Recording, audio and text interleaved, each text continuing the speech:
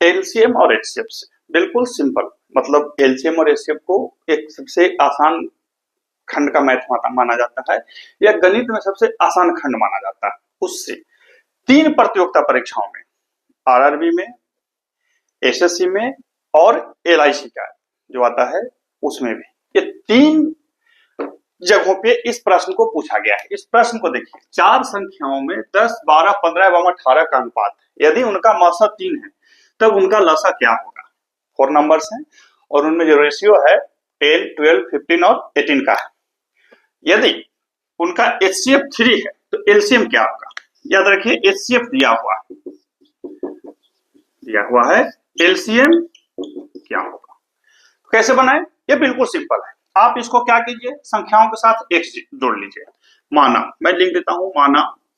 आपको ये कह रहे श्रीमान माना काहे लिख देते हैं, तो भाई हमको सिखा रहे हैं। याद रखिए, मैं मैथ सिखाता हूँ, मैं मैथ दौड़ाता नहीं हूँ, मैं मैथ बहुत ज्यादा सब करने में विश्वास नहीं रखता हूँ, सिखाने में। माना संख्याएं 10x, देखिए कितना आसानी से बनेगा, 12x, 15x एवं 18x। ठीक है, इतना तो समझ में आ रहा है। अब आप इनका एलसीएम निकाल लीजिए। इनका एलसीएम यदि आप निकालेंगे तो 180x हो जाएगा। इनका एलसीएम क्या होगा, 180x आ जाएगा। बात समझ रहे हैं, इनका निकालिए 180x आ जाएगा। ठीक है, एचसीएफ क्या हो जाएगा, यदि आप इनका एचसीएफ निकालेंगे तो सिर्फ x आएगा। क्या आएगा, x आएगा। क्योंकि 10, 12, 15 और 18 का एचसीएफ क्या होगा, 1 होगा। साथ में सब x है तो x आ गया। तो हमने एचसीएफ x निकाला और एलसीएम 180 निकाला, लेकिन एचसीएफ दिया हुआ 3। चूंकि बड़ा चूंकि दे रहे हैं, HCF बराबर x बराबर 3 दिया, इसीलिए एलसीएम बराबर, एलसीएम कितना हो जाएगा, सो बताइए।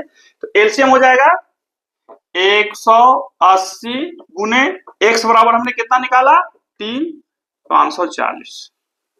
कहां है 540, जहां है हमने निकाल दिया।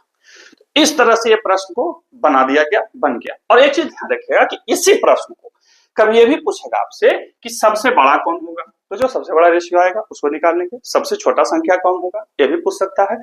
सबसे बड़ी संख्या और सबसे छोटी संख्या का अंतर क्या होगा, वो भी पूछ सकता है।